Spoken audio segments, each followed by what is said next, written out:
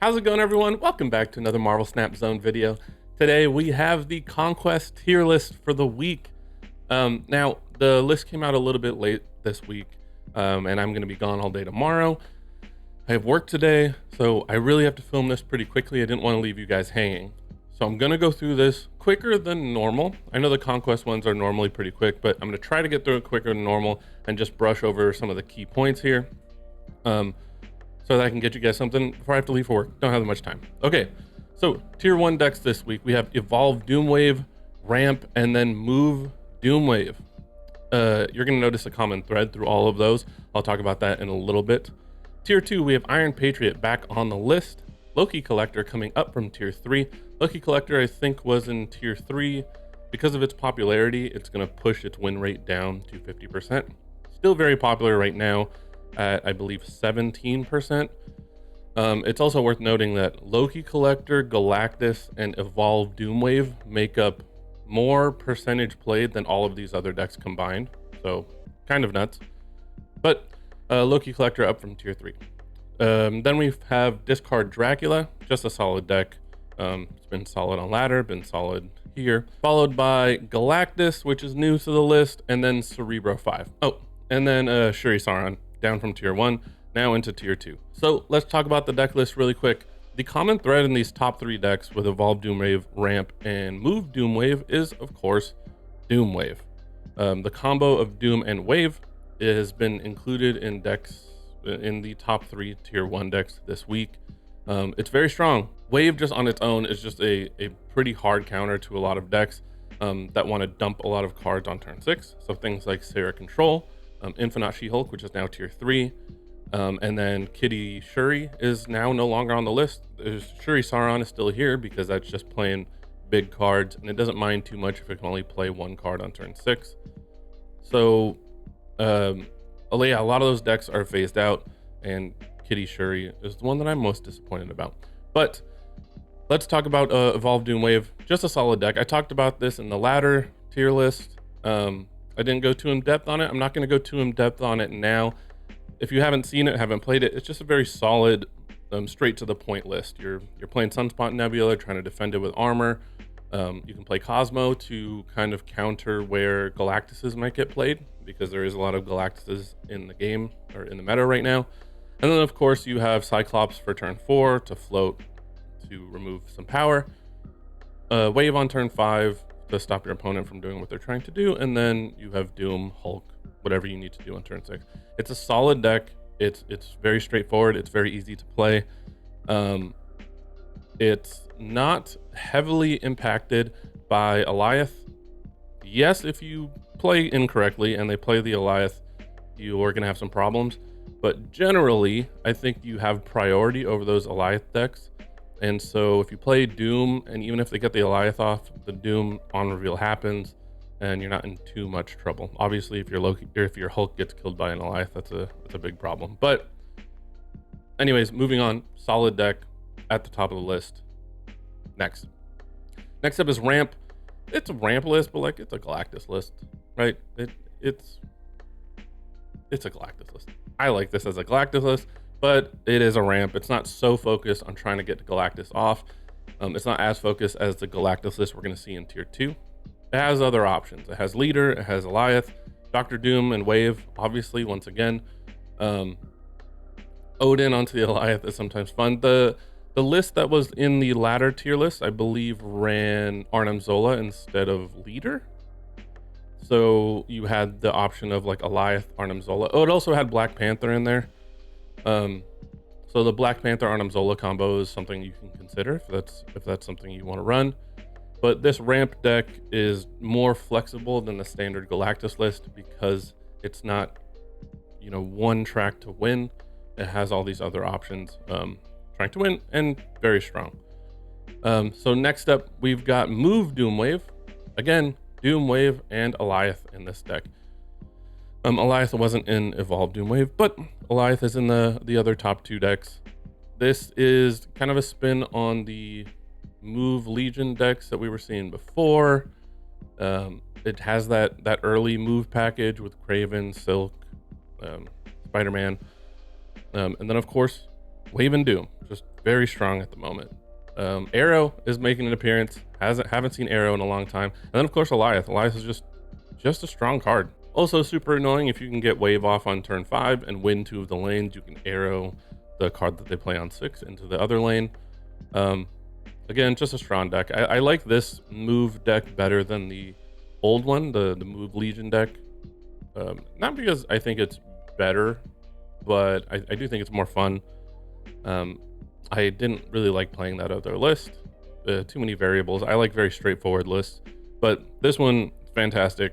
Tier 1 in Conquest. You should definitely give this a try. I missed playing Arrow, and I'm glad it's back. Next up is Iron Patriot. It's back on the list. I believe it was gone for about 2 weeks there.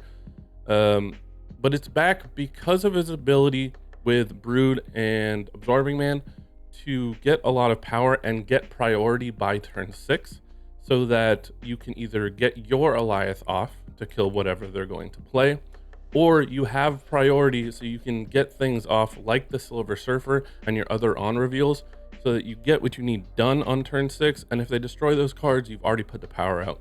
So the ability of this deck to do well against Elias decks is pretty good. Your ability to get power out so they can't get Galactus out on at least 2 of the lanes is very good. I've seen lists that run Cosmo instead of, I believe Iron Man was replaced, where you're running Cosmo so you can drop that in the 3rd lane to counter Galactus decks a little bit better. But overall, just a fun list. I haven't tried this specific one with Elias, but Iron Patriot has always been pretty good and very fun. Next up, Loki Collector. We've talked about this for multiple weeks now. I'm not going to go over it. It's the Loki Collector list. I think that its win rate should be higher than tier 2, but because the popularity is so high, it does push it towards 50%. So I think this deck is better than what it's showing as far as what tier it's in, and it was at the top of the ladder list. But I also haven't played a lot of Conquest, so I don't know how well this performs in Conquest. I don't know how easy it is to play around this deck, so kind of take what I'm saying here with a grain of salt. But I do think overall the deck is very strong, but maybe in a Conquest setting not as strong. But I do think it's better than tier 2. If you haven't tried it, again, give it a shot before they start changing some cards and nerfing stuff. Also, Snow Guard's in the meta, so give them a shot. If you have, I imagine most of you don't have Snow Guard, because who would be an idiot and buy Snow Guard when he comes out? That would just be dumb. That would be stupid to spend tokens on a card like Snow Guard. Moving on. This card, Dracula. Not going to talk about this one too much. I talk about it every week because it's always here. It's a solid, consistent deck. The only real weakness this deck has at the moment is because there is a lot of wave in the meta. If you do things like discard your swarm and you want to dump a bunch of 0-cost swarms on turn 6, a wave can put a halt to that pretty quickly. So it's a little bit weak in that respect, but still just a solid deck, and you can tell by the win rate, it's still tier 2. Again, in a hurry here, so I won't talk about it too much. Next up, Galactus. If you want to play a very focused Galactus list, this is the list to play. It's been very popular. It's one of the most popular decks in Conquest right now. So not much to say here. In my opinion, if you want to play Galactus and you want to get that animation off and have a good time with Galactus, I would play the ramp list. The ramp list is just more flexible. But if you do really want to focus on just getting Galactus off and playing Galactus for Galactus, this is closer to that more traditional Galactus list. Super popular with Elias. If you can get priority by turn 6, so you get Galactus out on 5, you have priority on turn 6, you just delete their cards and they essentially can't play. So if you have priority by turn 6, you would just win the game. Fun list. Galactus is always fun. And give this a shot too. If you don't have Elias, I would suggest buying him. I don't know when the next time he's going to appear in Spotlight Caches is, but I recommend saving up for him. He's a very good card, but also just very fun. Next up is Cerebral 5. This made an appearance last week on the ladder tier list. Its main draw is that it's pretty effective against Galactus. Your ability to keep power among a bunch of lanes and keep Galactus from having the ability to go off is very good. So I imagine when the popularity of Galactus drops off, the popularity of this deck will also drop off. So if you like Cerebro, I'm not one of those people. I hate Cerebro. I hate everything about all Cerebro decks. But if you like Cerebro, now's your chance to play it while the popularity of Galactus is still high. Next up, we have Shuri Sauron. Again, not going to talk about this too much. The Shuri lists, the Kitty Shuri list and Shuri Sauron have always been coupled together in these tier lists, but the popularity of Kitty Shuri has dropped off because of the popularity of Wave. It really stops what that deck is trying to do. So a lot of the decks right now are, I want to say clunky decks, but more just trying to drop one card a turn and drop big things per turn. So Shuri accomplishes that pretty well.